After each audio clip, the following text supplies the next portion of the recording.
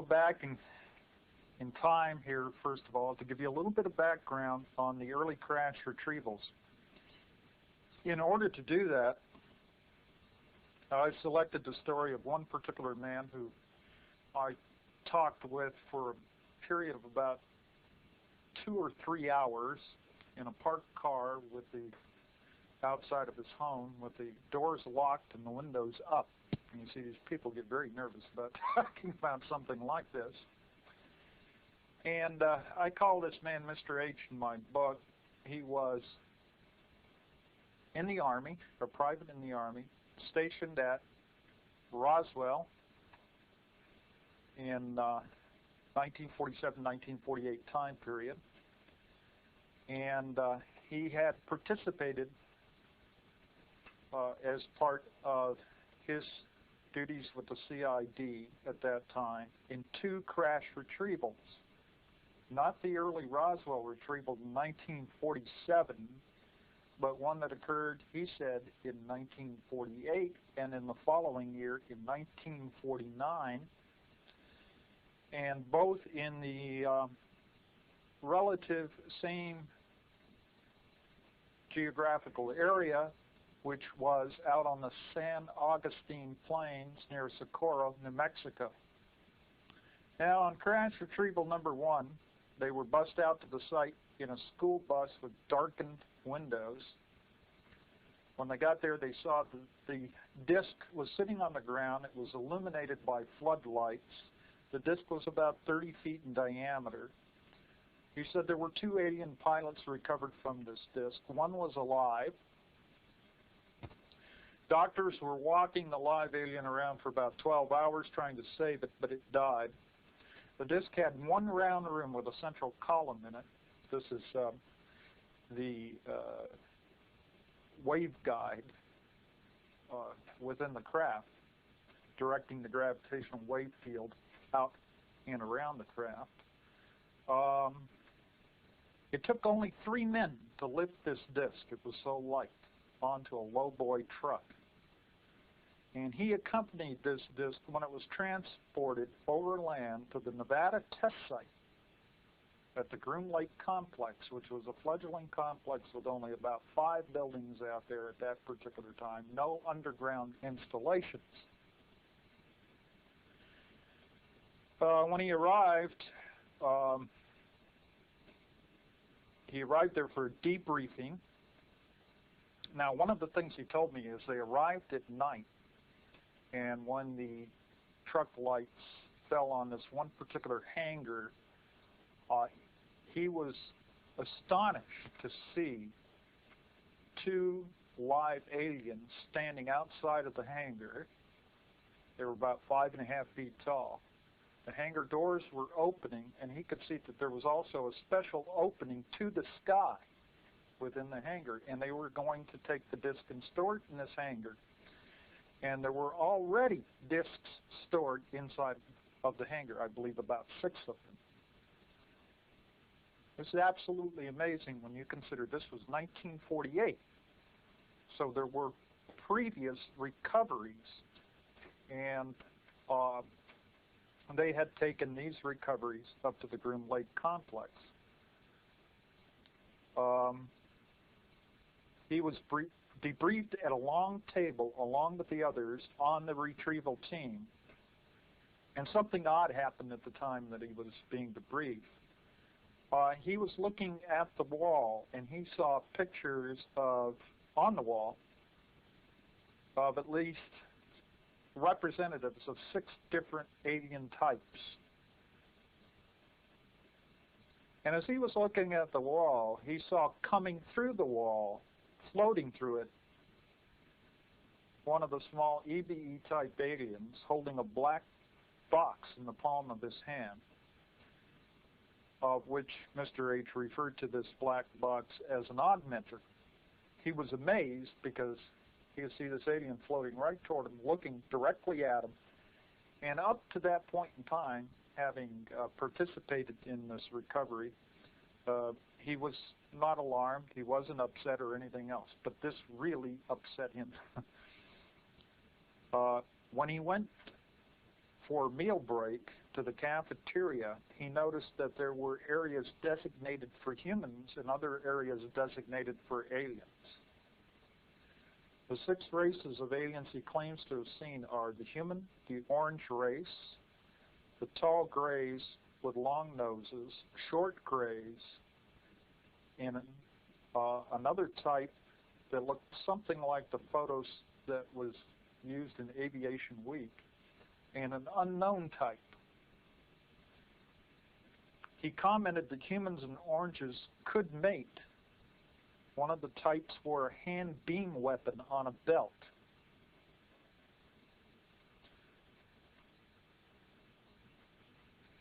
On crash retrieval number 2, the disc was approximately 100 feet in diameter. This was in 1949. There were 10 dead crew. They were about 5'8" in height. Their weight was no more than about 55 pounds. He carried one body from the craft and said it was dressed in a one-piece suit. He said they later found out that the suit was fastened on via Velcro-type fastening method. The big disc had a conveyor apparatus on the floor that moved the aliens around from one instrument location to another. One of the instruments appeared to be a gauge of some kind. The disc had rectangular partitions. It took 6 men to lift the disc onto the low boy truck. He said the metal could not be marred. He saw one other craft, but it was only by accident, and that was when he was briefly at Wright-Patterson. I believe a couple of years later, before his tour of duty was over. Now, in my crash retrieval file, I have listed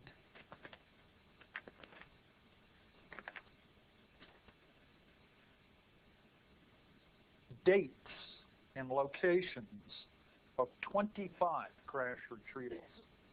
A lot is unknown about several of these, and we're unsure. And along with the number of bodies that were recovered at the site. This is a kind of a collection of data, okay, about these crash retrievals that occurred from a number of investigators and researchers who had heard about one or another. So it's all just listed here without any attempt to validate whether there might be some false listings in here, okay?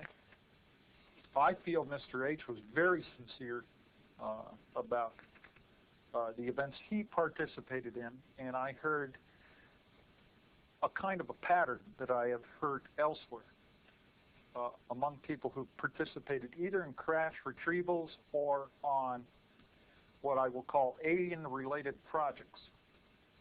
And there's a pattern to this kind of thing where they're bust out and they, to the site with windows that are blacked out, or they're flown on an airplane with blacked out windows. There's a minimal of talk communication. You know, there's no small talk. You don't talk about, well, what's going on here? You know, does anybody know anything?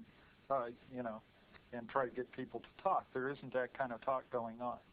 The only kind of talk that is going on is hand me the screwdriver or whatever it is, or the flashlight or whatever instrument, and it's just held down to a minimal level. So naturally what I find out is that the people involved really know very little outside of their own particular tasks about what is going on, the big picture. Now the thing is, obviously it was becoming a problem, accepting all of this, storing these craft, storing the bodies in buildings on the surface of the ground that would be vulnerable to all kinds of damage. I mean, you know, somebody could look, eventually, of course, with spy satellite systems and these kind of things and advancements in technology, other countries looking in on us, other foreign agents or whatever, could discover what we were doing, you know, that we were storing these type of craft. So I'm sure that sometime in the 1950s, a plan was devised, maybe even before that time, to start building extensive underground installations and to store some of this stuff in underground installations and to create research laboratories so that these artifacts could be studied. And probably another priority was to establish communication with the aliens. Now, obviously, some communication with the aliens had already been established as early as 1948. If we consider Mr. H's story and any other corroborating testimony of that nature, then this is very astounding. Okay. Some of the early records, it was said, have been taken to other sites like Los Alamos, Sandia, Wright-Patterson, and stored in a special building there. Now, I know that, and I have some of the documents in my files, that the RAND, or the United States Air Force, commissioned the RAND Corporation to conduct a study. This is back, the first proceedings on this were published in 1958.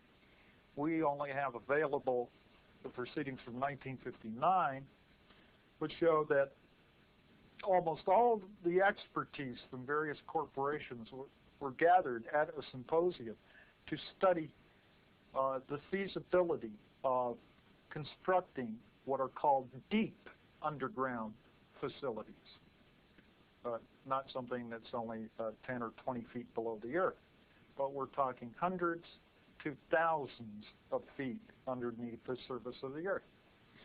And in the proceedings, RAND concluded that not only was it feasible, but with advancements in tunnel boring and shaft sinking type of technology, we were virtually opening up a whole new world under the earth, similar to the exploration of the ocean, or the expansion of aviation, or the exploration of space.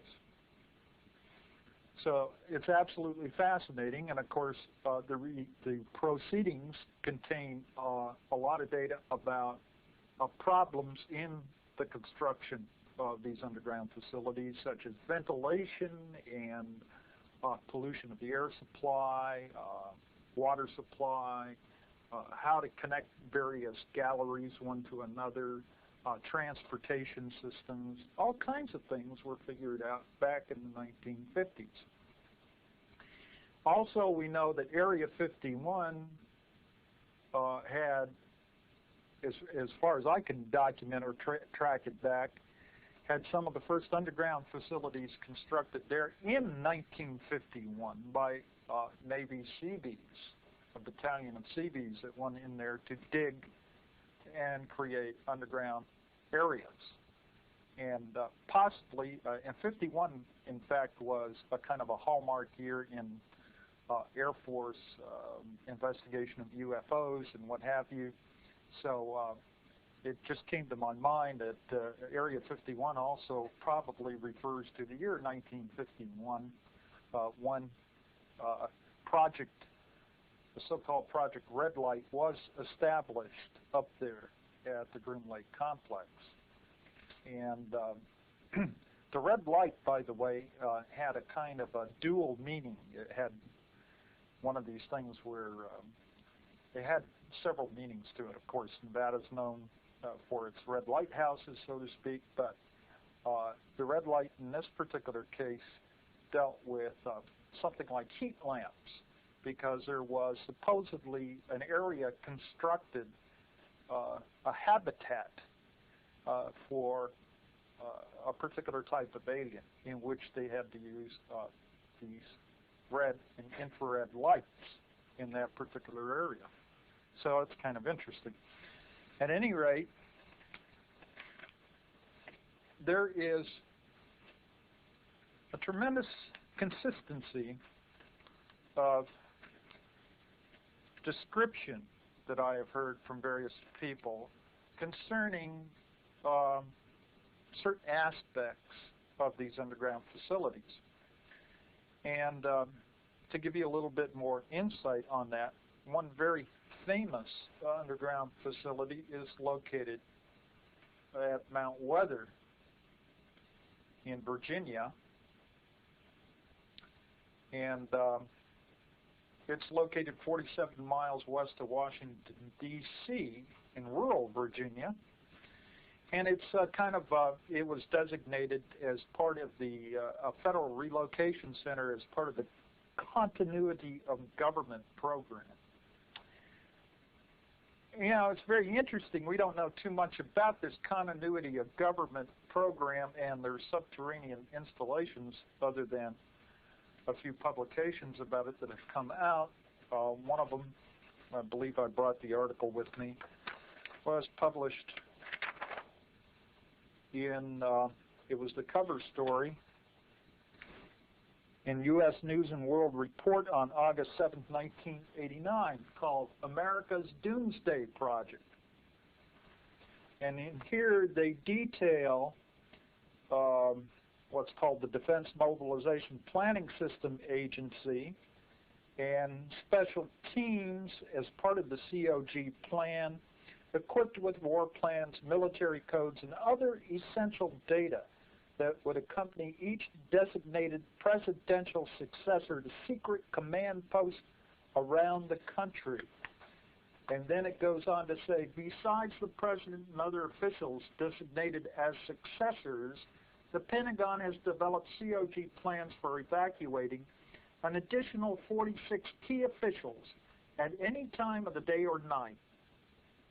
These 46 named in the Joint Emergency Evacuation Plan, or JEEP, would be moved by helicopter to bunkers and command posts.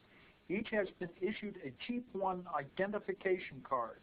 Most of the JEEP 1 card holders are military officers who work for the Joint Chiefs of Staff. An additional 248 JEEP 2 card holders, disaster relief specialists, senior Pentagon officials, and others would be airlifted to bunkers and command posts, but only between the hours of 9 and 5.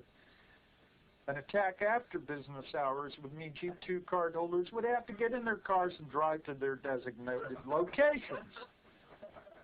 In all, more than 1,000 political and military officials have been deemed important enough for continued operations of government toward evacuation. And this is all managed by the Federal Emergency Management Agency, FEMA, and the Pentagon has divided the country in 10 different regions, among which there may be as many as 50 different fallout-resistant command post bunkers, each linked to the others by satellite, ground wave, and high-frequency transmissions. Theoretically, any secret command bunker could be used by the president or his successor during or after a nuclear strike, allowing COG planners to play the ultimate high-stakes shell game. So that's part of an article that came out that was very revealing. And then there is this other older article that was published in 1976 in the Progressive on Mount Weather, in which it gives a very interesting description, because we're going to hear similarities to this description related to bases connected with alien technology. Mount Weather was equipped with such amenities, now this is underground, as private apartments and dormitories, streets and sidewalks, cafeterias and hospitals, a water purification system, power plant, and general office buildings. The site includes a small lake fed by fresh water from underground springs. It even has its own mass transit system, small electric cars that run on rechargeable batteries and make regular shuttle runs throughout the city. These same little electric cars have been reported at other underground facilities, including the one at El Mirage Dry Lake, the one at Dulce, New Mexico, and I'm sure also at the Groom Lake complex, I'll call it, because in fact there are several underground areas there, including an entire underground city approximately 40 miles into the test site above the Mercury base station. Okay, and I have talked to somebody who drove into this underground city and talked to the security personnel there. He was buying tires. Believe it or not, there's various people that are allowed on the test site to buy equipment from time to time, and this person had already had a track record of working very sensitive areas, so I guess he was pretty much cleared. But he found out, just talking with the security man there, who probably shouldn't have been telling him very much of anything, that there was an entire population of people living in this underground city who never really came up to the service, and they sent their children to schools down there. So what are they doing? And is this underground population recorded on the census of the United States? And what kind of economy do they have, and is it a parasitic economy, or has it been a parasitic economy? How can they grow their own food, et cetera, right? Mount Weather and the 96 federal relocation centers scattered across the countryside. Now here it says, in an older publication, 96, not 50. 96 federal relocation centers scattered across the countryside in Pennsylvania, Virginia, West Virginia, Maryland, and North Carolina make up what the FPA calls the Federal Relocation Arc, a system of underground shelters assigned to the various departments and agencies of the federal government. Mount Weather is the operational center. There's much, much more to this, but the bottom line on it,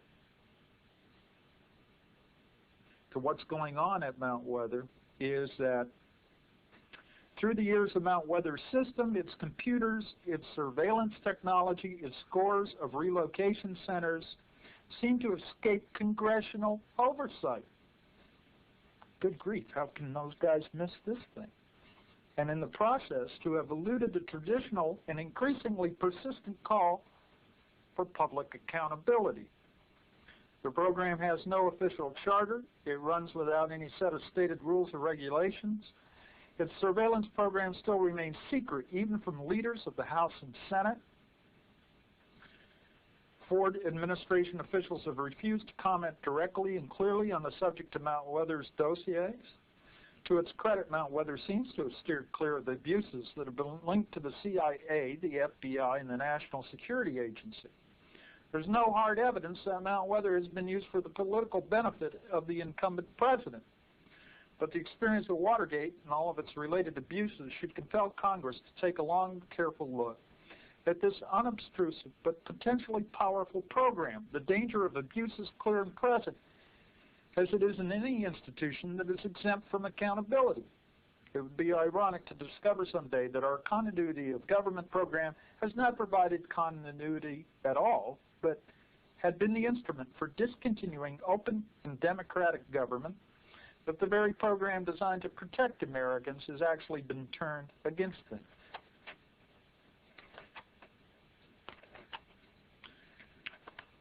I'm going to talk now about another base, and I'll have you hold your questions because I'm going to provide time for questions and answers toward the end of this. And I think we're in here for how long? 2 hours? About 2 hours. Hour and 45 minutes. Okay. So we'll probably have about 30 to 45 minutes for questions and answers.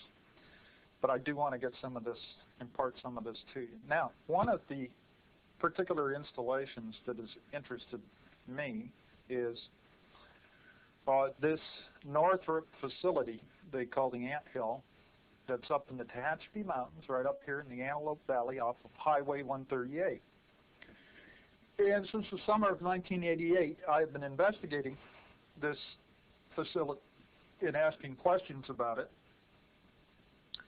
And when I looked into the missing time case there that happened to Ray and Nancy back in 1988, and with the overflight of the boomerang-shaped UFOs, I became very, very interested in it. And then I heard a report that one local man who has a property on 170th Street West out there reports seeing the ground open up like a missile silo within the fenced perimeter. And he saw a flying saucer emerge from the silo and take off.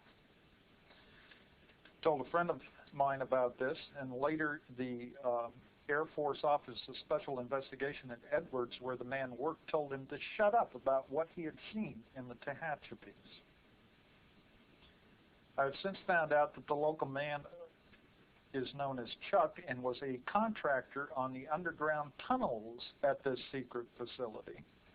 And the facility is codenamed the Ant Hill, just like ants making tunnels in the earth. The tunnels have round doorways with panels with red and green lights for ID and entry. There are no doors, but some kind of field is projected from cylinders embedded in the door wall. Tiny globes or orbs hover and followed Chuck and his crew around. These globes were referred to by the Air Force as probes and obviously employed levitation technology. Another friend of mine who I call my super snooper has been out to the Tehachapi site, and on 2 occasions in July and August of 1990 photographed the hovering orbs outside of the facility, and he described the orbs as sun-golden color and brilliant. On the second occasion, he videotaped the movements of these orbs. These orbs have a tremendous luminosity, and they do not reflect this luminosity off the surrounding terrain. Now, what's really interesting about this is recently it was reported in Science Digest, which I subscribe to, that scientists had succeeded in shining a laser light through monoatomic gas, okay, because they had another laser tuned to a frequency which inhibited the quantum mechanical process of photon absorption of the monoatomic gas, all right? What this means is that all gases are tuned to, or I should say, all atoms are tuned to light frequency so that they can absorb photons of light and re-emit photons of light in scattered directions.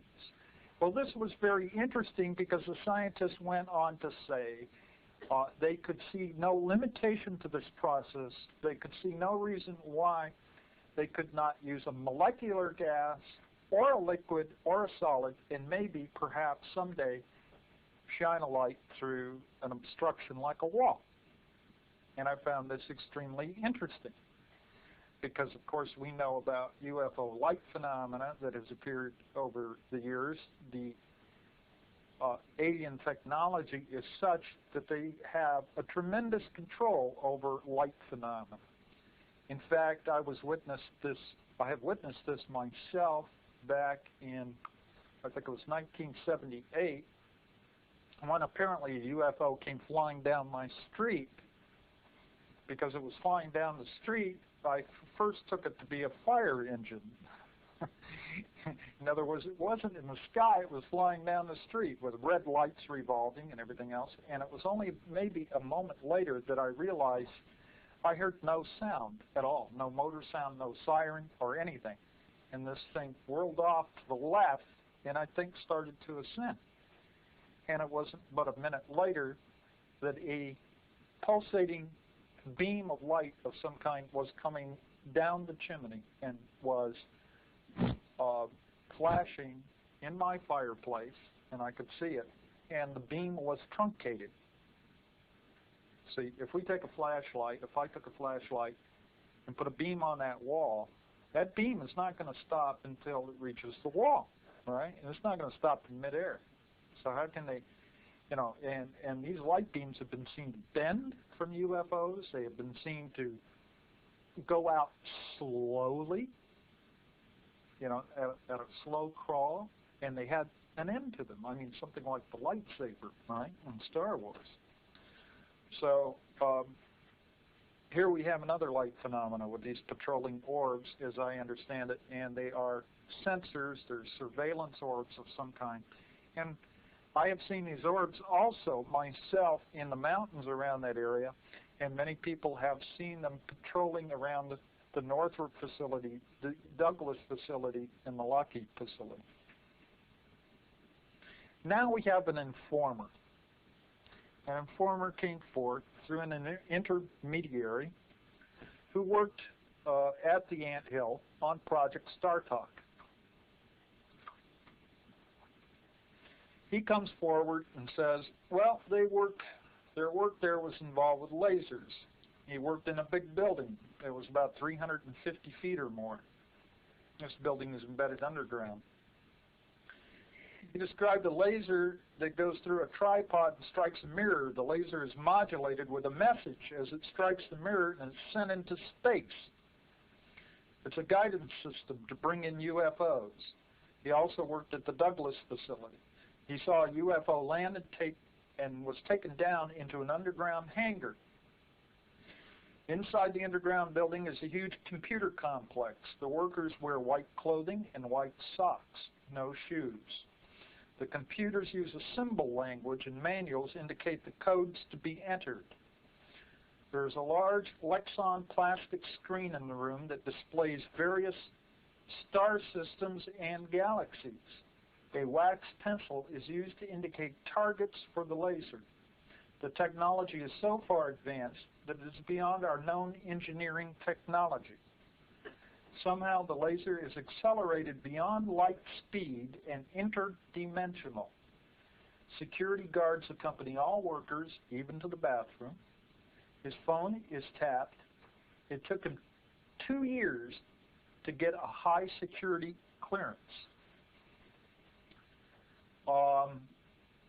Another man we nicknamed Gopher, another informant, is a brilliant computer specialist and works at even higher levels of security. He worked at the Anthill and also at Helendale, as well as the Nevada test site. The government paid for his divorce, alimony, and child support. He says that we are working with aliens and alien technology, and it scares the hell out of him. He makes $145,000 a year. He doesn't have a life of his own. He has seen reptilian aliens and grays. His work with white-skinned reptoids.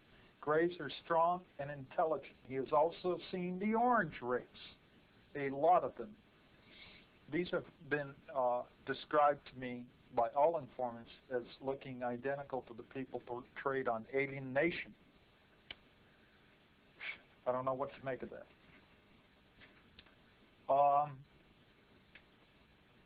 He has seen no benefit to humanity, but he is trying to find out what is going to happen. He is worried about what the future holds, says he foresees an alien war. They live in underground condos. They have swimming pools, saunas, and a gym. They have a parking lot underground. They work 14 to 16 days. They are not allowed to leave the country and must get permission to leave the state. The main control center is below Haystack Butte on the rocket test site near Edwards.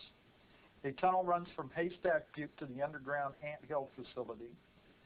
He has also encountered and heard of a benevolent group that he only refers to as the Federation. Some of these are looking aliens who are trying to right the conditions on planet Earth. One of these he described as a tall blonde with a white jumpsuit and a green coat over it. He believes these are friendly beings. So we have a very complex situation going on here. One female or male. Now, just a couple of other items that kind of brought to mind. A little interlude here. We have an underground facility at the Tehachapi's. We have an underground facility at Douglas near El Mirage Dry Lake, also under a False Dairy Farm out there, also at George Air Force Base, also at Edwards, also at the rocket test site, and also at Helendale. This is just California, okay? And there's an extensive system of tunnels that connect the various installations. Transportation is sometimes by ground vehicle, electric car, or by, if you will, a magnetic train that runs through a partially evacuated tube at very high speeds. There's no mystery about these underground trains. There is, I think his name is Frank Davidson. Well, I have his name here somewhere. He's a professor at MIT, and he wants to bring the underground tube system into the commercial sector and build a coast-to-coast system, 1,500 feet underground. However, the military, government tube transit system and interlocking network of tunnels already exists all over the United States. Here's only a portion of them as revealed to us by insiders. And this is also published in my book of the Southwest area. And that may not be all of them.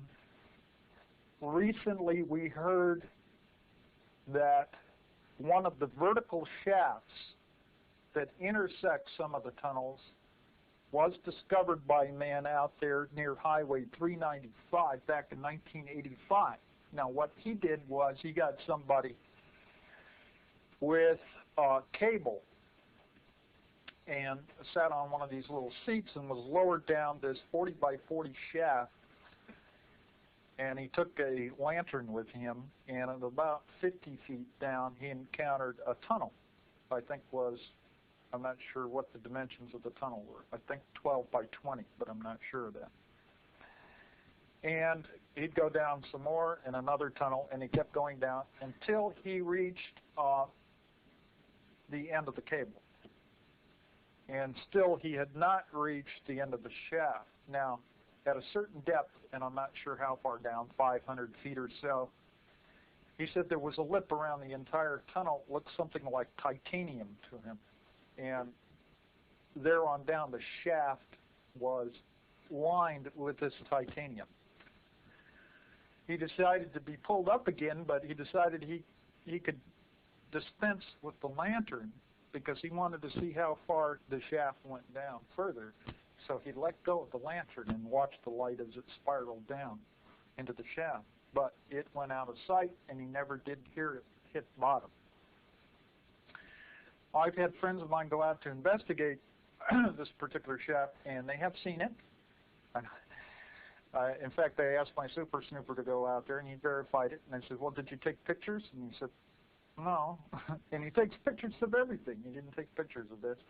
But apparently they're intending to go back and lower a video cam with a light on it on a cable so we can get video recordings. However, one of the guys that was working on this, he talked to a couple of people who worked on tunnel projects, and they told him, oh yes, we'd go down in the state of California, come up in Utah and take 3 weeks leave, and go back down in Utah and have to come back up in another state and what have you. And he said, you probably discovered one of the connecting vertical shafts that was not capped off. And he says, I'm sure that we capped them all off, so I don't know what happened to the cap on that one. Well, this guy's another super snooper that was looking around, and he's gotten into a lot of trouble because he goes right up to fence lines and out into places where he shouldn't be. And the last I heard was they decided to buzz his house with a black unmarked helicopter, and so he's kind of laying low right now. But he's found out a lot of interesting things on his own. And he delivers construction material. He's a construction worker to the anthill facility. So he's been up there and he's seen the openings into the underground.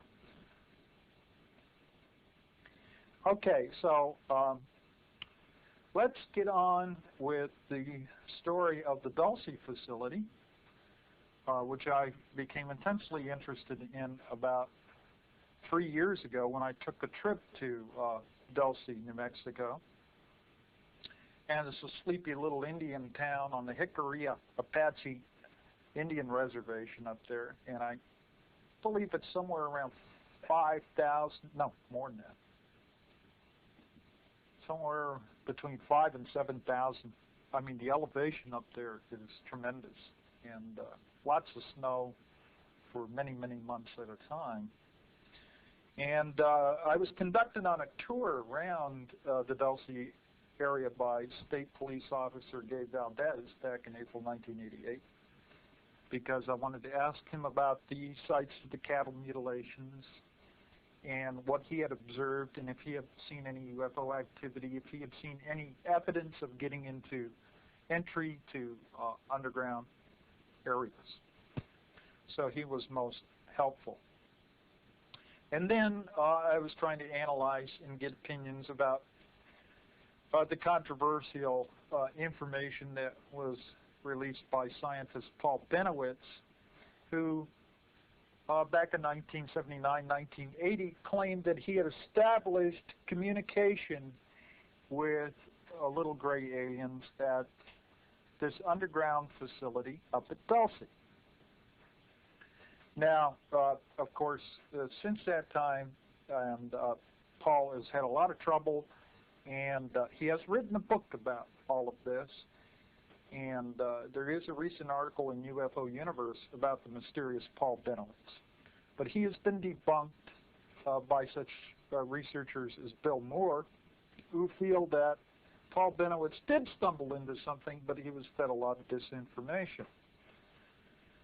Well, I happen to differ, in my opinion, from Mr. Moore, in that I think he really did stumble into something, and they just tried to divert his attention away from it. And some of the people that were involved in chasing Paul around were with the National Security Agency and the Department of Energy, because the underground facility there at Dulce is run by the Department of Energy. And the Department of Energy is part of the U.S. intelligence community, as is the State Department and the Treasury Department, not just the CIA and the NSA and the FBI and what have you. There's many things like this. This can be verified, if you will. Go down to the library and look in any U.S. Naval Intelligence Manual, and you'll see the Department of Energy is on the organization chart. I mean, it's little things like that, right, that we should become familiar with. And I find that very interesting since, of course, the Department of Energy controls the Tonopah test site on the Nevada test range. And probably several other areas that we would like to know about. Now, let me describe as Thomas, well, maybe I should tell you the story of Thomas C., and I do know his last name. I know where he was born, his date of birth, his social security number, everything. Okay, we're looking into all of this. This is a Xerox photo, although not a very good one, of Thomas C. Okay, taken back in 1979 when he was working at Section D. This is a very poor photo, just one of many that he took of the hematology or blood lab at the Dulce facility. I'm sorry it's such a poor copy. This is a drawing, you could look at this closer if you want, of level 1 of the Dulce complex. I have a drawing of all 7 levels. I've not been told to release the other 6 yet, because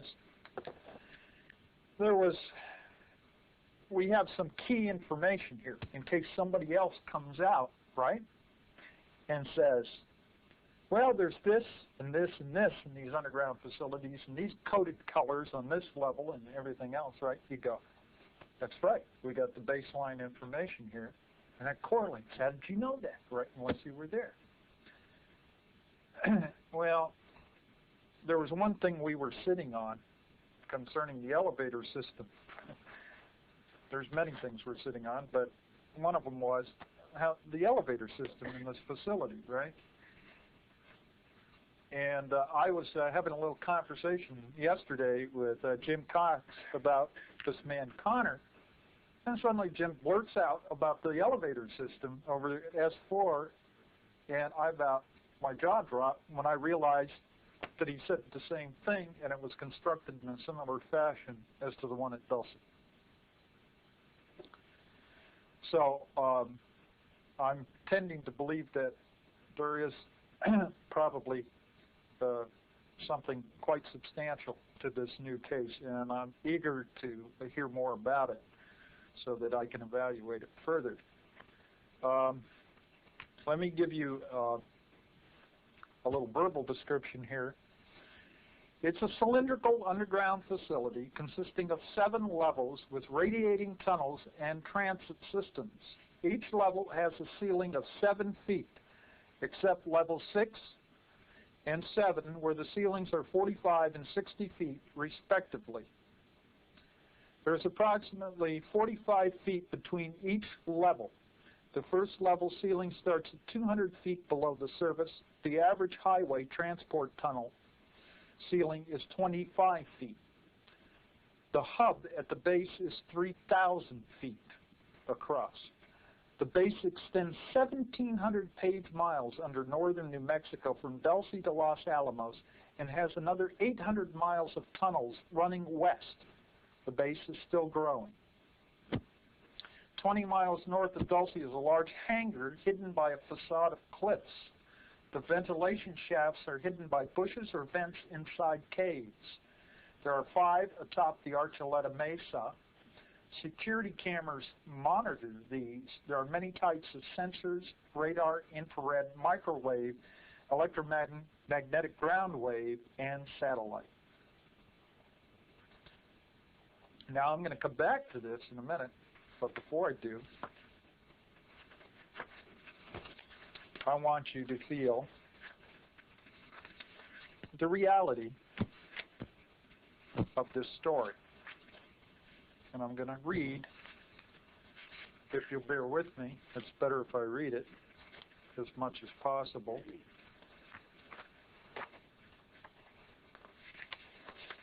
The story written for me, and this supersedes all previous editions that I have given of the story of Thomas and his involvement.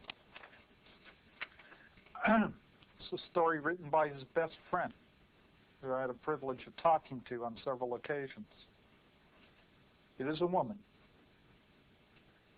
Thomas C. has a passion for antique cars, any antique car, but especially Packards, but mostly the big nose cars of the 40s and early 50s. A lot of his spare time was spent modifying his 1949 Packard, and he needed special parts. His friends told him about an older man in a near town that had a machine shop that could rebuild antique cars. He found Ed West to be easy to talk to, not just about cars, but about anything. Soon the two spent countless hours discussing cars, planes, and the space program. Tom and Ed quickly found they were both fascinated with flying saucers. After a few months, Ed introduced Tom to the organization, a group that did deep research on flying saucers and contactees. Tom completed the initiation, and soon he was doing several assignments at the same time. At that time, 1961, he was in the Air Force, stationed at Nellis at Las Vegas, Nevada. He was schooled in photography, receiving a top-secret clearance. He was given the chance to receive extra training in West Virginia. It was there that he first worked in an underground base. When he left that facility, his top-secret clearance was upgraded to TS-4. Meanwhile, his duties as an Air Force sergeant included photographing a runway exercise in Florida. He took advantage of the off time to meet one of Ed's daughters, me, that's the person that is, that lived in Orlando. Tom was pleased to discover that I drove a Packard, a 1950 straight 8, whose hood sported a beautiful swan. The friendship began the same day. The next year, in 1963, I got a divorce and moved to Las Vegas to be near with my folks. Back in Florida, I had experienced a close encounter with a glowing flying saucer, and the haunting dreams and memories were bothering me. It was Tom that introduced me to the organization. After a few visits, I was initiated, and I began assignments for that group. Tom and I began collecting books, articles, and magazines about UFOs. Many times we spent half the night doing research. Over the years, Tom became the brother I never had. We had a lot in common. It was only a few months apart in age. His parents were killed in a car wreck when Tom was a teenager, so he looked up to my folks and even called them Mom and Dad. Hopefully this is something that will appear in a future book we're working on, or we're going to put this all together. Thomas stayed in high security photography for 7 years. Leaving the Air Force at the end of 1971, he began working for Rand Corporation as a security technician here in California. Within 1 year, his TS-4 clearance was upgraded to Ultra 3. When he met Kathy in 1972, we all knew she was the woman Tom wanted before he admitted it. I stood beside Kathy when they were married the same year. It was spring '74 when Tom told us that in 7 months there would be a baby. On November 7, '74, Eric Scott C. was born. No new daddy was happier than Tom. He gave out cigars to everybody. In 1977, they moved to Santa Fe, New Mexico. Tom had been transferred, and his clearance again was upgraded, this time to Ultra 7. Though he told me he found his new position financially rewarding, he discovered there was more stress. He told me that he worked underground and in incredible security in and for the photography department. His job included all aspects of photography, from large format cameras to mini cameras. It was his responsibility to check, align, and calibrate all the security video cameras from the doors to exit tunnels. His position required that he be armed at all times. 2, it was his job to escort visitors to certain areas of the base. When he finally left the Dulce base, he had earned the security rank of Major.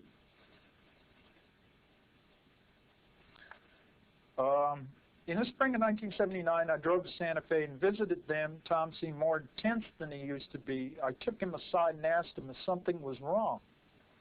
He said he wished he could talk to me about the things at work that bothered him, but he couldn't go into detail because of his high security clearance. The day I left New Mexico, he pressed a folded piece of paper in my hand in a quiet way that no one else saw. He hugged me and whispered quietly, "Don't let anyone see this." I slipped it into my pocket. That night alone at the motel in Durango, I quietly opened the paper. There were 3 things on the yellow page: a sketch of an alien, an inverted triangle, and the name Dulce. I stared at the mysterious drawing, trying to figure out what it may mean. The alien in the picture had a large head, big black eyes, no nose, and was bald. The triangle was shaded black, and I knew I'd seen that shape recently, but couldn't remember where. I turned on the faucet, soaked the paper, and flushed it down the toilet. That night, I had nightmares about aliens. In the morning over coffee, I looked at the map, trying to decide what route I would take back to Vegas. Suddenly, I noticed a small town near the New Mexico state line called Dulce. My heart jumped. Memories of the sketch flooded my mind. Is this what Tom was trying to tell me? Thoughts raced through my mind. What is going on in that tiny town? Are there aliens there? What does a triangle mean? Then I remembered where I saw the black triangle. It was on a hat on Tom's coffee table. It was burnt orange with a black inverted triangle with gold bands cutting it in 3 sections like an upside-down T. I knew I had to drive through that town to see what I might find. But there was nothing different or suspicious that I could see. Looked like any small desert town in any desert Indian nation. I put the doubts in my mind aside. Whatever Tom was trying to tell me would stay a question in my mind for months to come. I went back to Durango and drove to Cortez. I fell in love with that town and knew that this was a hometown I wanted. That fall, I moved to Colorado. Early in December, Tom made a surprise visit. He told me that a couple months back he'd walked out on his job at Dulce Base after a major dispute between the security workers and a military group. Tom said the security force used flash guns, but the military group was armed with machine guns. He said it was like a war with screaming and panic in all the tunnels. A lot of people died in the conflict. He wondered how the government will cover up all those deaths. He told me to watch for it in the newspaper. In February 1980, the media reported on a prison riot near Los Alamos, resulted in many prisoners dead. True prison story or Dulce War's cover-up? Tom admitted he was in trouble. He said he went back to the base hoping no one would see him and took photos, papers, and other items. He said he entered and left through a ventilation shaft inside an ice cave, knowing there was less security there than any other place in the base. After leaving the cave, he returned to a prepared box, put all of it in the box, and buried it. Then went back to his car, but the security guards were waiting for him. They questioned him as to what he was doing there, but allowed him to leave. On that cold December visit, he told me he was on his way to Colorado Springs and was on the run, and it was hard to keep one step ahead of the group that was looking for him. We discussed the things he said he left in a box near the ice cave. He described how he slipped into the area and retrieved the box with the camera and other things. Tom asked me to have faith in him and that no matter what I may hear about him, I should always remember that he is the same man I've known for years. That evening after dinner, he made several long-distance phone calls. I know he called someone in Idaho, but I have no idea who or why. That night he slept on my sofa, but left during the night. I was really worried. I called Kathy. I knew something was really wrong when she called me by the wrong name and asked if she could call me later, but she never called again. The next day, 3 men from OSI questioned me about Tom's whereabouts. 4 more times in December, other men questioned me, wanting to know more about him. I told them I didn't know anything and said I'd call him if Tom calls me. January, found the CIA on my door. I lost track how many times they questioned me. They insisted that I have more information than I'm telling them. Maybe they were right, but the stress was beginning to get to me. My head ached constantly. I had been in a car wreck in the middle of '78 and had headaches a lot. Those headaches seemed to be back. At the end of January 1980, my doctor ordered some tests in a Farmington, New Mexico hospital. Early in February, I entered the federally owned hospital for an angiogram, a simple test that should take about an hour.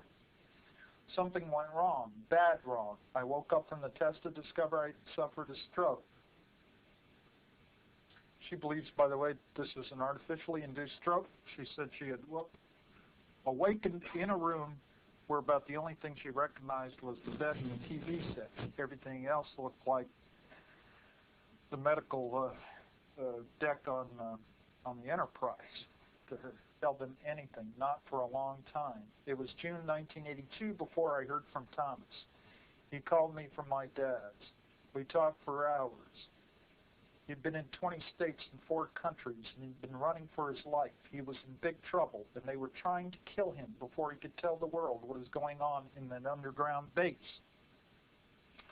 He told me about his Ultra 7 clearance. I tried to understand what he was telling me, but a lot of it was too deep for me due to my stroke. I couldn't understand the medical papers or the scientific diagrams, but I had no trouble understanding the videotape he showed me, and no trouble seeing the graphic photographs of alien creatures and hybrid life forms. Slowly over the next 3 days, he made me understand his grave situation. He told me all about the Nightmare Hall area. His vivid descriptions of the suffering people in hideous cages overwhelmed me. He told me that many times the people spoke foreign languages. Some spoke Spanish, some Japanese, and some didn't speak English at all. These were men, women, and children of all ages. These were incarcerated down on level 7, and was the site that caused Thomas to doubt what he was told in his briefings. I asked who is doing this and why. Tom told me that our government has a treaty with an alien country, and the aliens have been on this earth for countless centuries. He showed me pages of alien-written material in the translated papers. I was horrified and terrified when the abominable truth sunk into my reeling brain. I've known Tom for many years and have never had a reason to doubt his word. When he told me that Kathy and Eric had been kidnapped and were being held in the subterranean base, I knew he was telling me the truth. He asked me if I would help him. There was no hesitation. I would do anything I could. He needed a safe place to hide all the original papers that he took from the Dulce base and the other things he gathered to prove there was an alien conspiracy. I knew the perfect hiding place. Well, the rest of this is they had all the material put in a container, went to an associate at EG&G and had it specially wrapped. Then they took a road off into the desert, into rugged territories near a mountain, went up about 6,000 feet, and buried it at a certain location at the foot of this mountain. And I have been to this location as recently, well, first went there about a couple of months ago to do a kind of recon of the area and kind of judge what we would have to do to hike up and recover the material. Thomas has now authorized us to recover this material and make it known to the public. But it is the most rugged, most hazardous hiking territory I have ever seen in my life. And why he chose that area, I don't know. I wish he would have hidden it somewhere closer to ground level, because I don't think anybody could have found it anyway, right? Last weekend, we came probably within 100 feet of the location. All the markers were seen, and probably the only fruit of our efforts was Thomas's old shoestring was recovered from the site. Apparently, it broken off his shoe up there. My partner, I think, is going to try to make an attempt again about another month. We're keeping the location right now secure. We don't want any interference or trouble. I'm not saying from friends, but we feel that we have discussed this enough that we're sure that they're aware of our activities. And in fact, when I was discussing this news case over the phone to my associate, there was a buzz on the line, and at that point, I heard a familiar sound which told me we were on tap. At that time, we start yelling into the phone about, well, whoever out there is listening, you want to hear something good? Want to hear a good joke? Or whatever, right? They get tired of this. There are many levels of security clearance, by the way, with code words above top secret. The one that Thomas held was above top secret. It was ultra top secret, ultra level 7, and he was cleared for security on all 7 levels of this particular facility. Now, I've also talked to an engineer, and I have his resume. I know who he is, and he's been to an underground 9-level facility out at Palmdale. And he's also told me about advanced technology. I'd just like to repeat one thing that he told me, and that was, if there's anybody here that doesn't believe in aliens, then they've got a big surprise in store for them. Some of the levels above Ultra that Thomas mentioned to us were Umbra, Stellar, G27Z, Triad, Universal Military Training, Universal Military Service, Astral, and Subastral. And there's Magic. There's also something known as Cosmic Top Secret, by the way, and that is a valid level, but it was more used in NATO than over here. There are grazing reptilians in the underground facilities. The reptilians have their own base called Duke, Dugout, Dutch, or Dross, indicating draconian. The Drax use a symbol of a dragon with its tail in its mouth, circled with 7-pointed stars in the middle. They stay near the service. They choose to hide and avoid contact. They are soldiers doing a job, and usually there are 2 or 3 at a job site. They are not to bother humans unless the humans are endangering their post.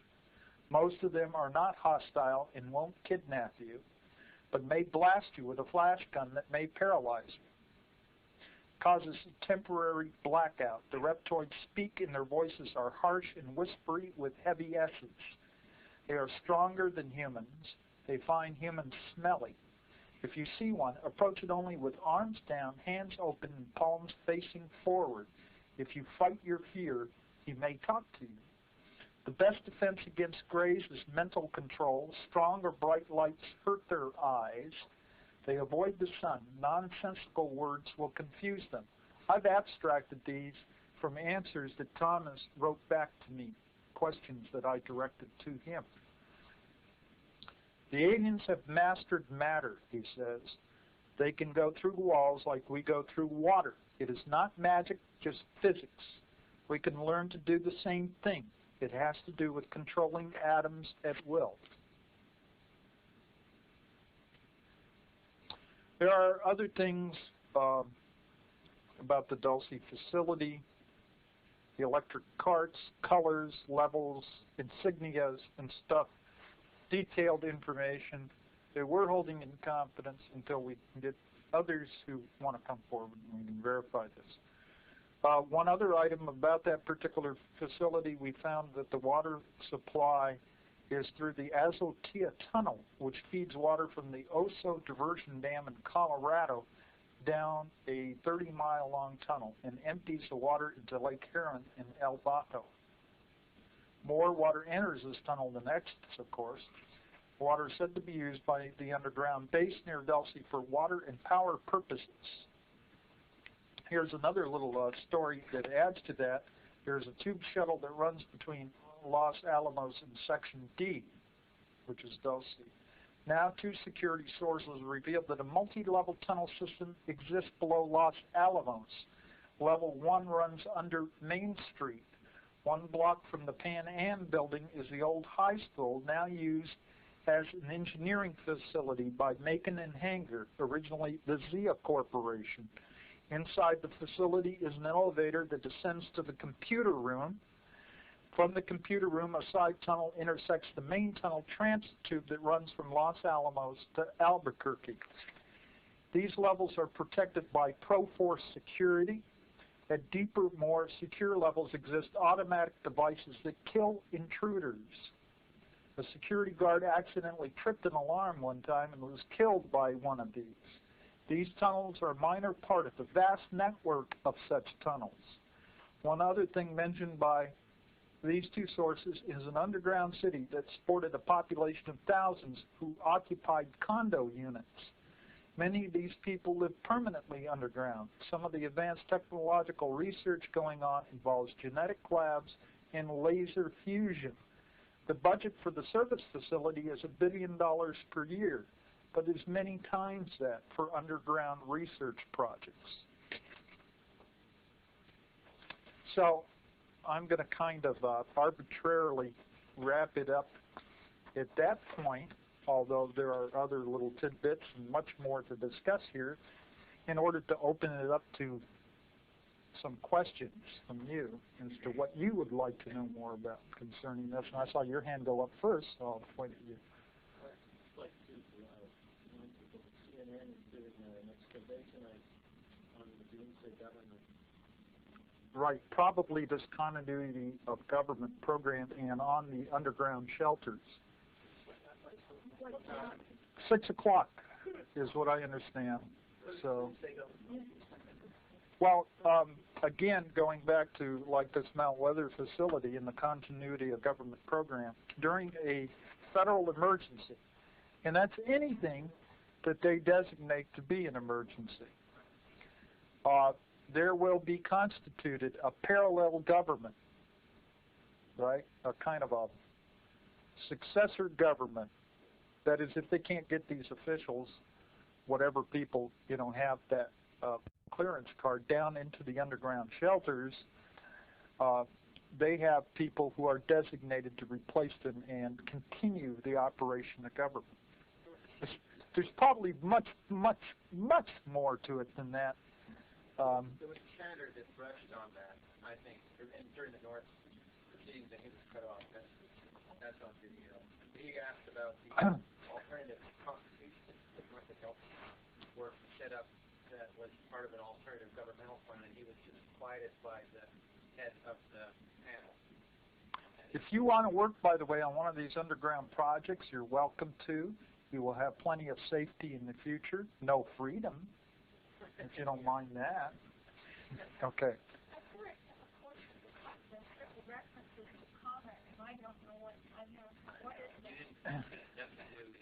Yeah, that's a brand new issue. This is allegedly a secure. She's asking about a man named Connor. I refer to a man named Connor. That's just a pseudonym. He did give out his real name, Derek. Okay. His first name. And he says that he worked at what? Derek Hennessy. Okay, Derek Hennessy is his full name. All right. He's also called Connor. So why shouldn't I tell Thomas his full name? Nobody will ask, right? Tempt me. He said he worked at the S4 facility, Nevada test site level 2, where there's an area called a museum with saucers, aliens and capsules, etc.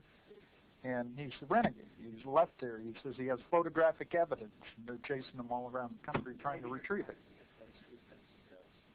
Let's cross our fingers.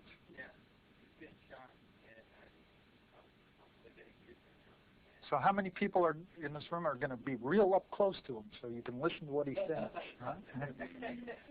When the bomb goes off in the room, right? Out there. All right. I hear many people talking about the size of the underground veins, and the counts keep on sounding bigger and bigger.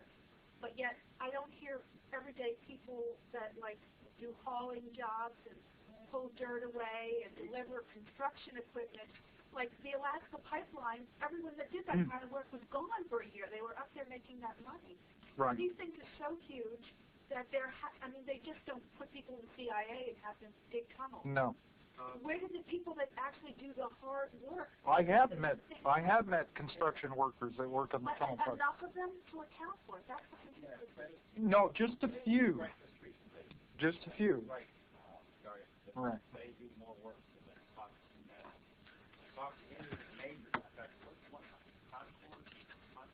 Okay, one of them that I knew worked for Santa Fe International. All right.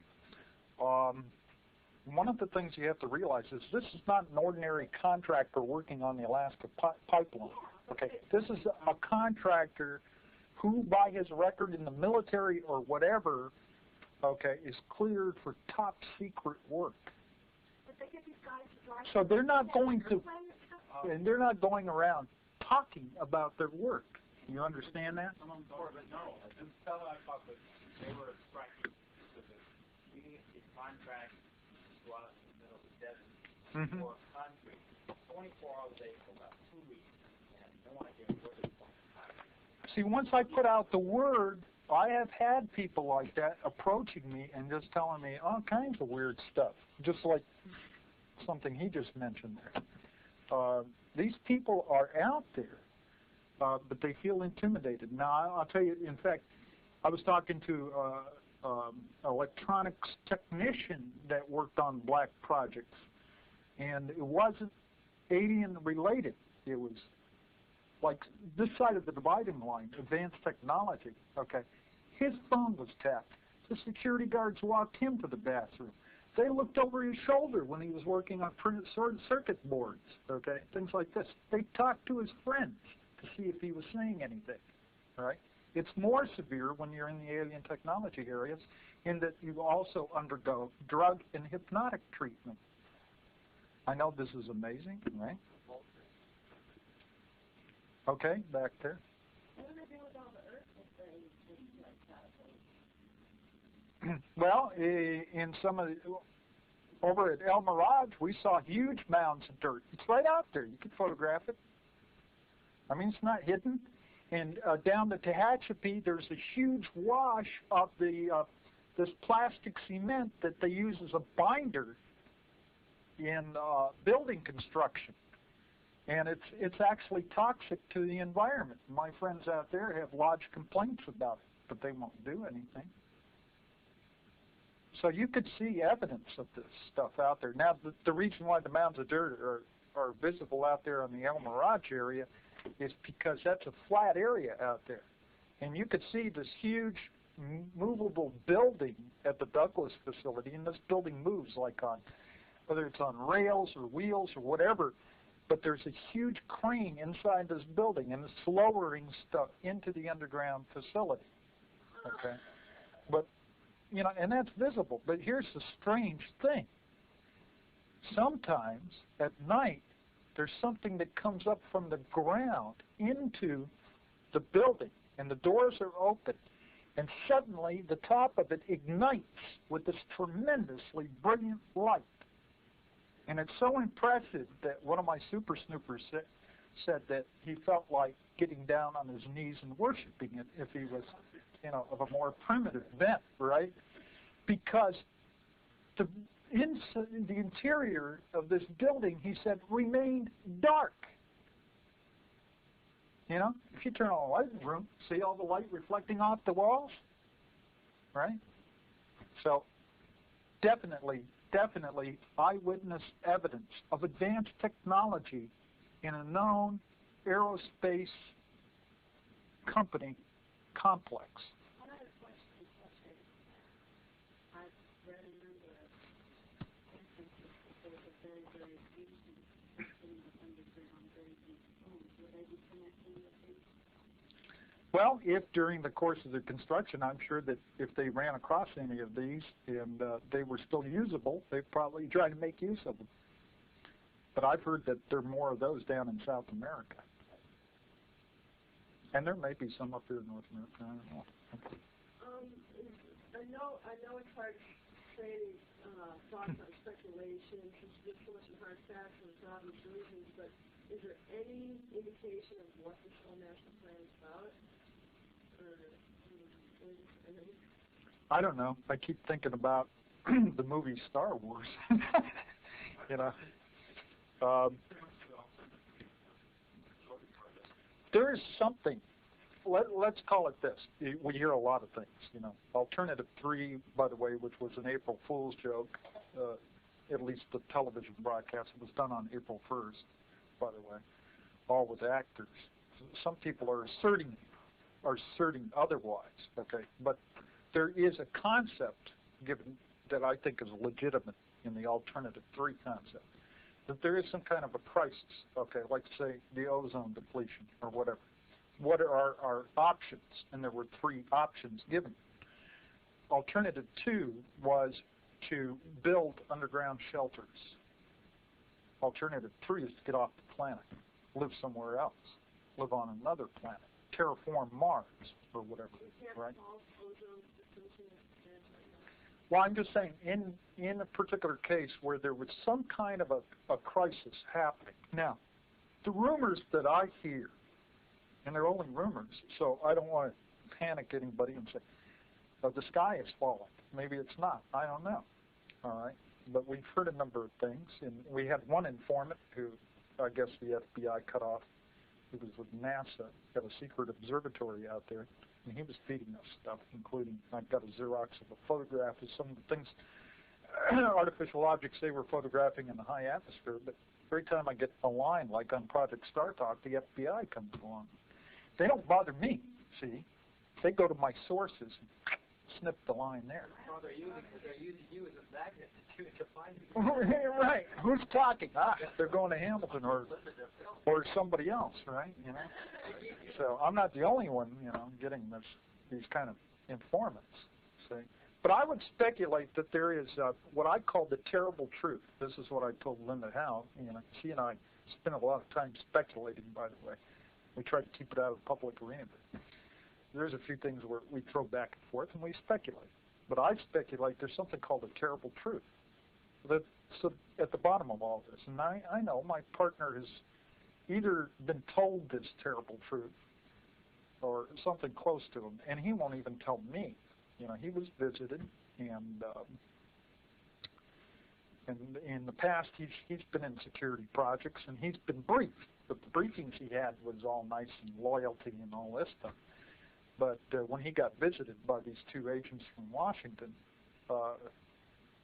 they laid this terrible truth out on him, and he doesn't even want to put his mind on it. And this is a guy I know deals with all kinds of bizarre realities and had a direct encounter with a 7-foot-tall reptilian humanoid, okay? And yet he says he doesn't want to put his attention on what they told him because it deals severe psychological damage. What the hell does he mean by this? See?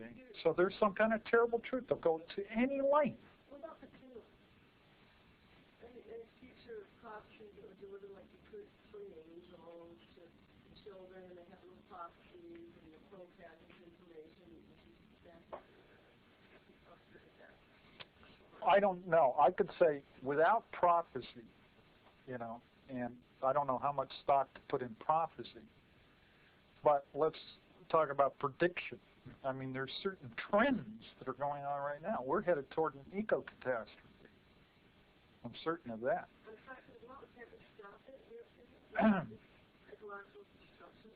Yeah, but are we?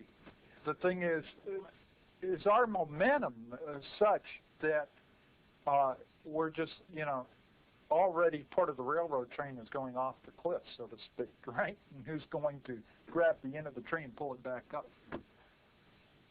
I don't know. And, well, when this guy, Thomas C., smuggled out these documents, why didn't he make an attempt to connect with some type of media to expose immediately?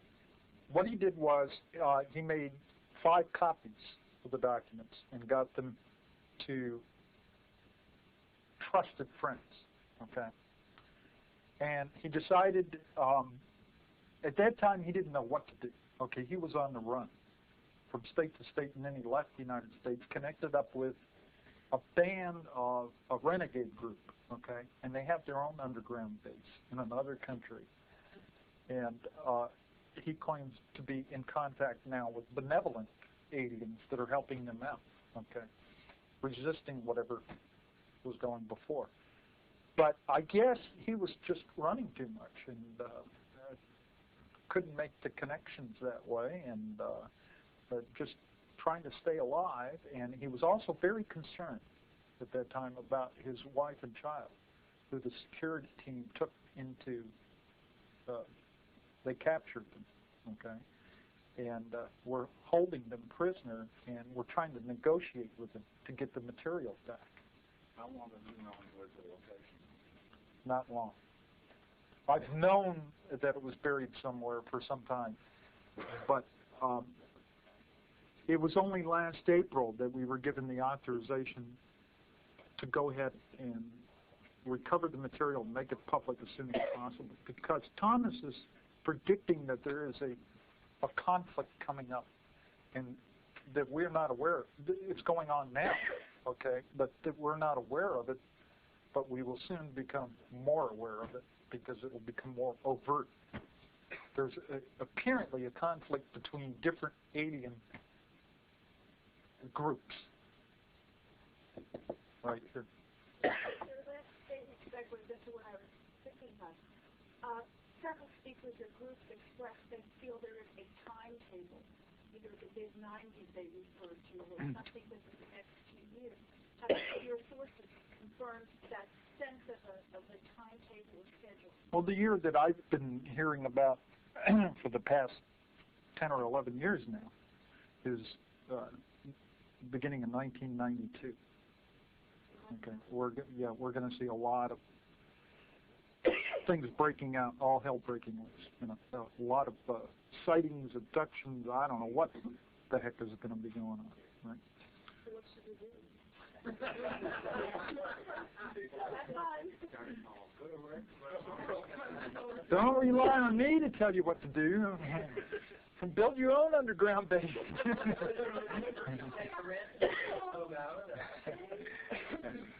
Okay, another question here. Let me check the time. I have a quick observation followed by a question. I was very impressed both this time and in your earlier talk. Birds with light, bright light that doesn't illuminate the surroundings. It happens when I was 16, Farm Road in Texas in the middle of the night. I saw such a phenomenon. I'll never forget how impressed I was and how absolutely unhinged it was. I passed it the first time and it was so great. So we drove back up to it and took a closer look. So I know for a fact that can occur. I just saw it at one time. But here's my question. This story that you read was quite interesting. On the other hand, there are people with very good imaginations about, and I wondered if you had taken the other step of taking into the history, present condition, and mental stability of the author, this woman who was there for This isn't only dependent on her. My colleague has met with Thomas directly, okay,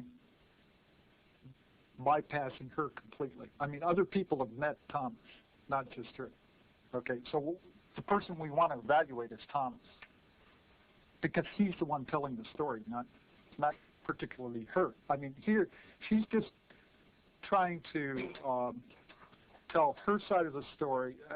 In other words, kind of give a character reference for Thomas, all right?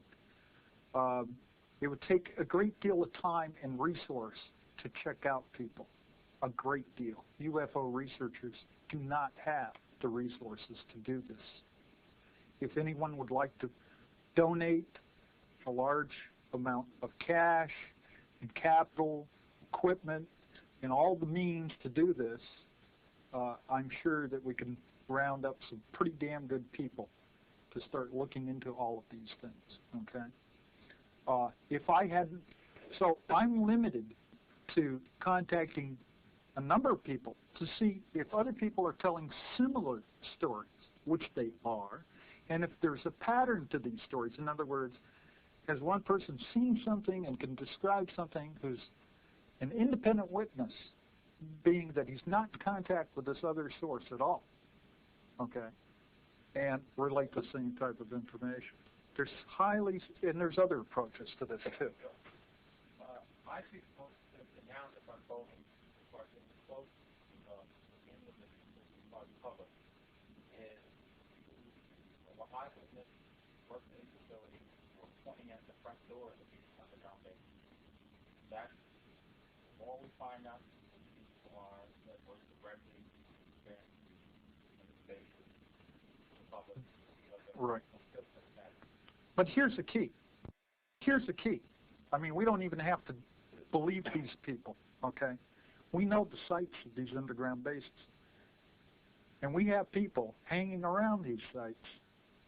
And what they see coming out of there and going into there is unmistakable. Okay? Go ahead. We know about drug running underneath in the tubes, and what countries are the tubes? Which countries? Which countries? Okay, I'm not aware of which countries they go to. I saw a map closer that showed things around the world. I have no idea. I'll tell you what, the network of tunnels that we have mapped out are merely here in the southwestern United States. Okay? And they could have similar in the eastern United States. Beyond that, I have no information. So, yeah, there are other possibilities here. I just don't have the data. Okay. Say you get the material and you want to go public with this. Would any Fox or anybody accept this, or would they the government just say forget it? Yeah, we have Nippon Television is real eager to get it. They're all been waiting for it. Right. Is that right? Yeah, they're waiting for it. What about Huh? I don't know. Well, I'm not approaching anybody until we got something. Okay. I know you thought about a lot of these cases. Is there one in the side here? Sedona. In Secret Canyon, yes. In fact, Secret Canyon is the only other place that I've seen the jumpers, the vehicles that I've described in my talk, jumping from position to position, which we see out over Lancaster skies. The only other place I've seen them is out over Sedona. They strobe and they jump from position to position. One clarity on what you said, a 9-level underground station you mentioned briefly was where? Palmdale. Palmdale. Right. And I believe it was under the area of Air Force Plant 42 out there. No. Hey, this goes on and on. I mean, I've been approached by ex-Air Force officers who told me, yeah, I've been in underground bases, and engineers, Boeing engineers, Lockheed engineers, technicians. Hey, it's starting to add up. It's starting to add up. One thing I've heard was George Bush, when they had the war over there, and George Bush was on vacation. He asked him, George, you're sitting here on vacation, how are you going to know what's going on the world? He said, you can be assured that I have facilities here in my vacation site to know what's going on around the world. I'll show you that little cabin sitting up in the mountain. It's got to have some tunnel system drawing right up to it. Well, okay, let's have about 3 more questions. Go ahead. Go back to the Hatchie or Edmonton Space area of Palmdale. Is there anything we can see driving around? Sometimes. There's no guarantee, but sometimes. A lot of times we see the jumpers out there, frequently. I can give you a verbal description, but the thing is, you probably wouldn't know unless I started pointing out to you what it was doing. And you need binoculars, okay? And you need to steady the binoculars either on a tripod or on a surface of some kind so they don't jitter around. But they're out there. And there's other things out there that are quite obvious, but more infrequent. Was another question? Yeah, the tunnel in Hawaii, I think on the island of Oahu, and that, I found that out. That doesn't surprise me anymore. Okay, how much time do we have? 10 minutes. Oh, didn't know we. Okay, we can go on. Say again.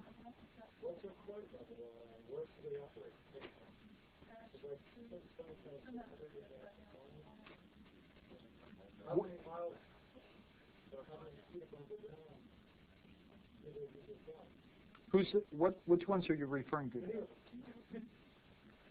Of the UFOs? How many feet above the ground? If you go out to the desert?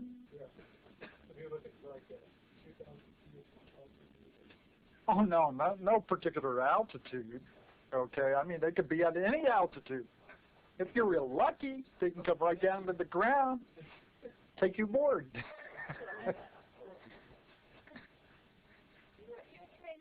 Put out their little tractor beam.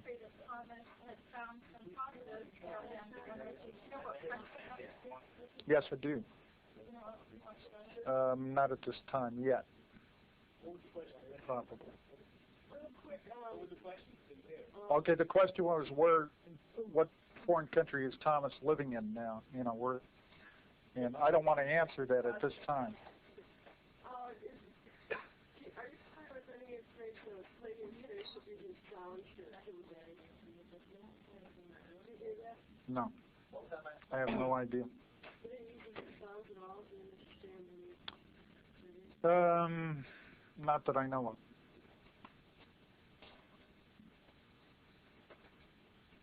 So, any more questions? Anybody has?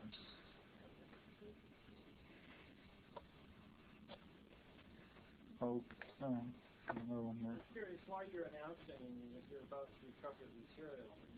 Surely, if they wanted to go and snatch it, you know when you're going to do it, more or less. They didn't bother us at all on this last trip, and we announced it.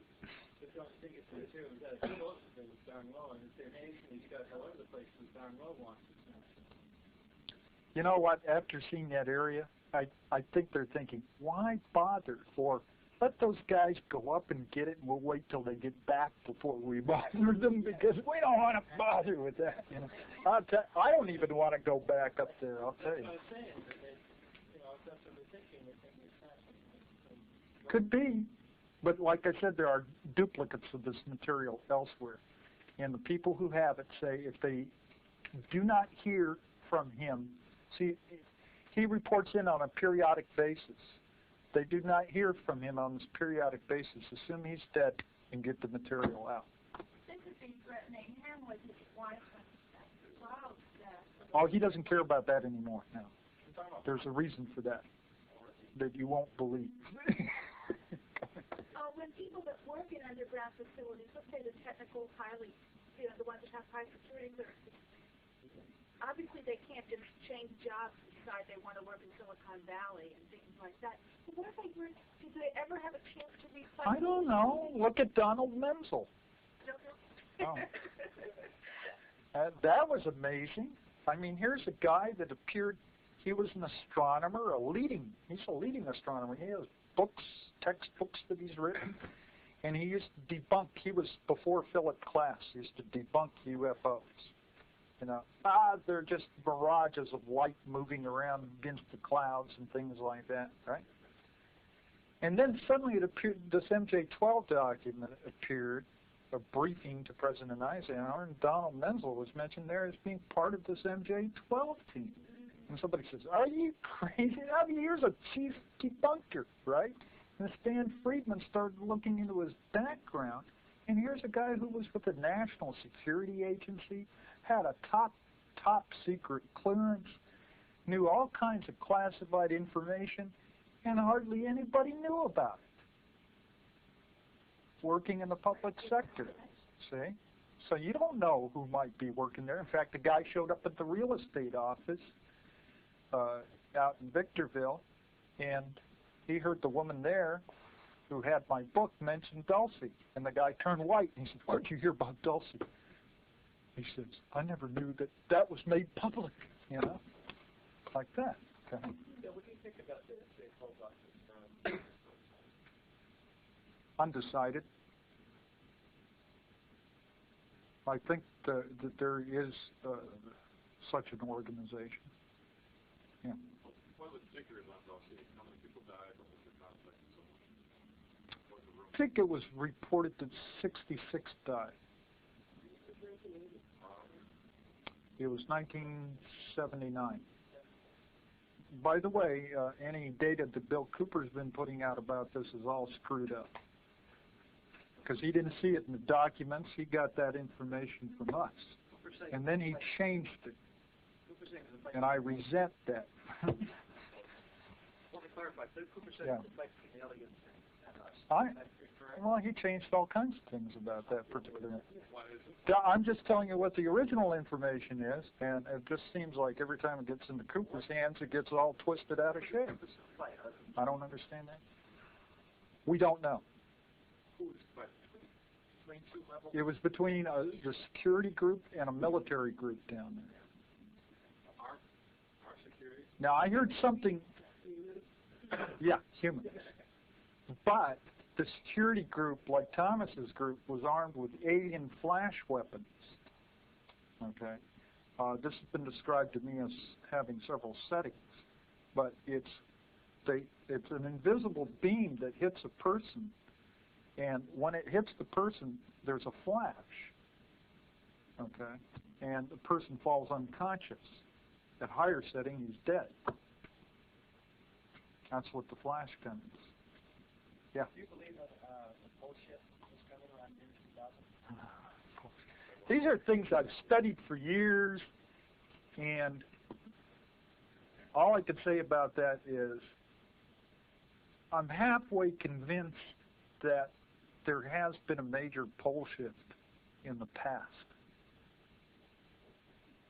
And, you know, there's been evidence for a catastrophic shifting of the Earth's poles on its axis. It's the orientation of the axis of the Earth is what they're talking about here. So it's possible again, but when is a big question. The planets line up about 2010, and that's pretty stuff because it happened about 5,000 years ago, and it's really messed things up. That's in the record. You can look that up in geological theory. Well, whatever the nature of the threat is, or the coming catastrophe, if there is a coming catastrophe, something has been planned to shelter people underground. Because there's no doubt, I mean, some of these facilities have been described to me as being as deep as a mile under the surface of the Earth.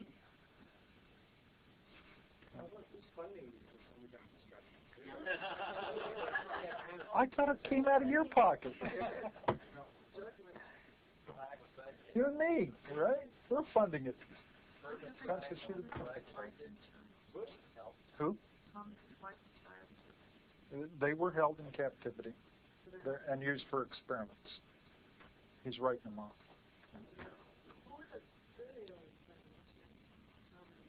Who are the good aliens? Us.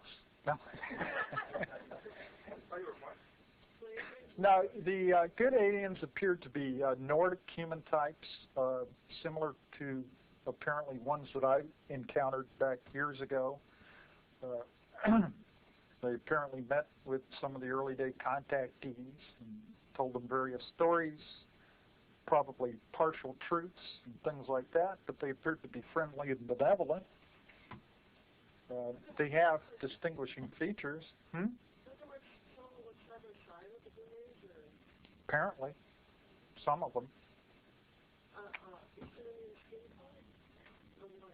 No, they're all, they're not all like blue-eyed blondes. Okay, some of them have dark hair. Yeah, but their eyes are very penetrating.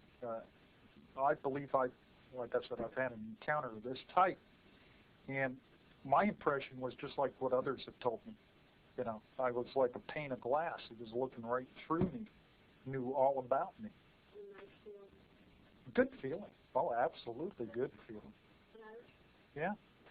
But sometimes the irises have funny colors, or they have gold and silver specks in them. And they have extremely symmetrical features.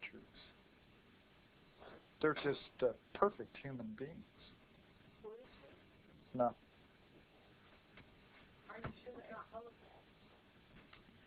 No, not when they sit in coffee shops and order hot chocolate.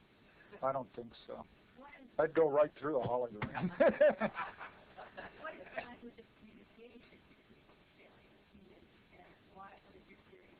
Oh boy, are they telepathic. I know that from personal experience.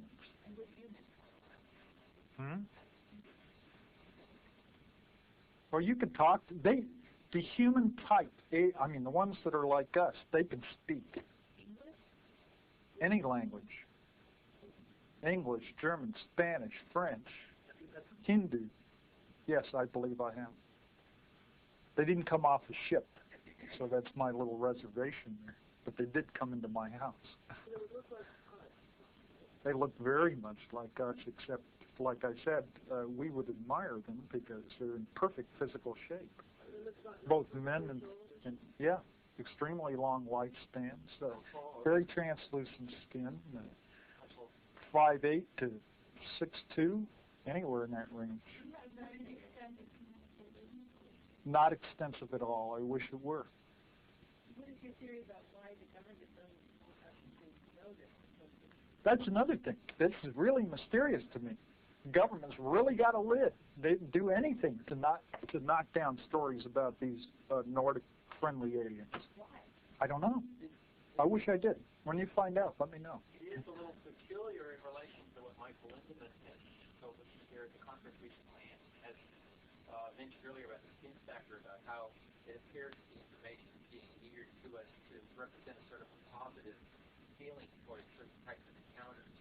without any insinuation of female Fireheart women being related or denigrated. So it would be strange if they don't want to know about quote positive unquote. You know, right? I don't know. What's our time? That's it. Okay. Thank you very much.